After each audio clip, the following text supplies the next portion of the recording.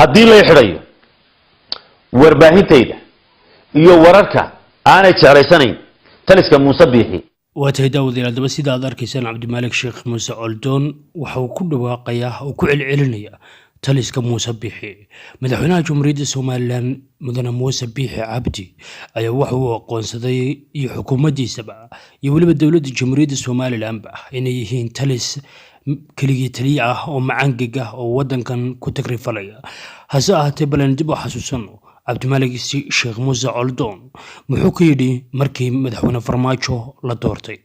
teeda labaad dawladda waxaan isbarbardhig ku sameey doonaa madaxweynaha Jamhuuriyadda Soomaaliland oo ogtiin codka ay shacabkiisu siiyeen isla markaasna codka shacabka ku yimi isla markaasna hal qof iyo hal cod lagu soo doortay ayuu wuxuu Cabdimaalik Muuse Coldoon ka doorbiday oo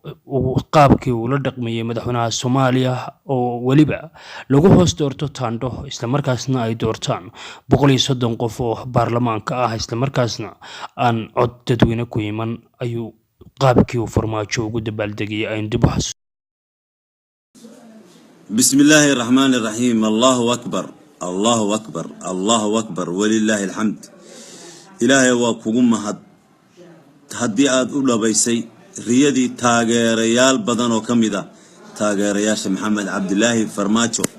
dad badan ayaa jeclaa inay helaan madaxweyne ay rabaan madaxweyne ka tarjumaya dareenka madaxweyne hal ku dhigiisu ahaa danta dalka iyo dadka Maxamed Cabdilaahi Farmaajo caawa ku guuleystay inuu noqdo madaxweynaha Jamhuuriyadda Federaalka Soomaaliya hambalyo أوغوريا مبروك ألف مبروك محمد عبد الله فرماجو أديقا إيو إنتي كتاغيريسي محمد عبد الله فرماجو إن بدن با لغاسو جيا تاغيرada dadku ku hayeen han iyo himilo iyo rajooyin badan ba ku jira shacabkan in badan buu dhibana wuxuu ku arkaan madaxweyne arrimo badan u qabanaya culays badan ba ku fuulay waxa uu dhaboobay markii ugu horeysay muddo dheer shacabka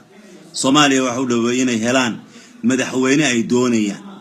in badan waxa iman jiray madaxweyneyaal way u arkayeen in ay ku yimaadeen rabitaanka shacbiga laakiin u dhaqmayay kuwa ku yimi sidii kuwa lagu keenay kaarayaal balanteenu waa taageerada Maxamed Cabdilaahi Farmaajo inta uu xilka hayo xaruntiisa ayaan ku booqanay waana u hambalyeynaa alxamdulillah ilaahi inoo dhabeeyay inaan helo Maxamed Cabdilaahi Farmaajo guulayso taliska ciidanka booliska Soomaaliland oo maanta qaar ka mid ah warfidiyeenka kula hadlayay xaruntooda magaalada Hargeysa ayaa markii uu horeysay ka hadlay xadhig waanu xiriyahay ma ahayn inuu galorikaasi waxa shaqadiisa ahayn saxaafadu sharci bay leedahay sharciga ay leedahay inuu ka talaabsado ma dambi ciqaabeed buu kala leeyahay سنة Cabdimaalik Muuse Coldoon kaasi oo lagu eedeynayay inuu ka hor yimid jiritaanka qarannimada Jamhuuriyadda Soomaaliland isla markaasna uu faafinayay warar been ah oo aan sariir raatoon lahayn eedeysanahaasi wuxuu ku xadgudbay qodobka 238 xeerka ciqaabta guud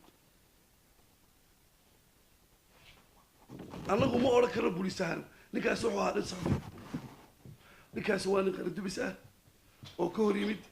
شريتان كي سومالنا وحال الوارك فرالك وسوي وح مرق موتشل عضوة أو لقد داون كرا براه بالشدة إسكاركتو تلفزيون لا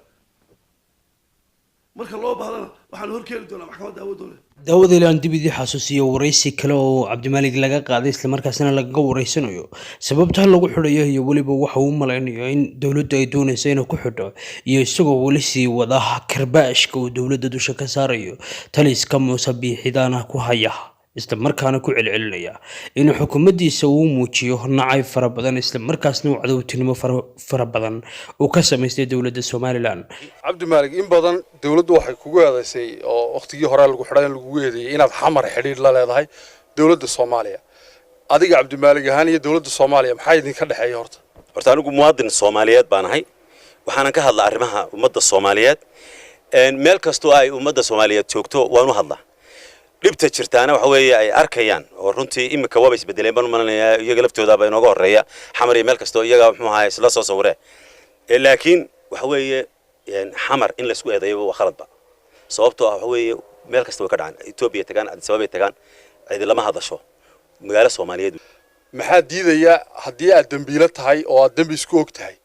inaad tiraahdo maanta aniga haddaan dambi isku ogahay sifo sharci ah la soo maro haddii dawladdu wax kugu tuhmayso waxa nidaamka maxkamadda la maro maxaad ku diidaysaa anigu ma diidayo anigu sharciga kama weyni waxaaban aaminsanahay in sharciga loo sinaado mushkiladda jirta bashiirow sharciga looma sinna sharcigi waxa weeye in gaara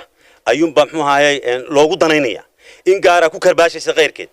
in gaara waxay soo aragtaa inay iyagu ka xigaan dadka yani muxuu ahaayay dalka intaas waa kuwaas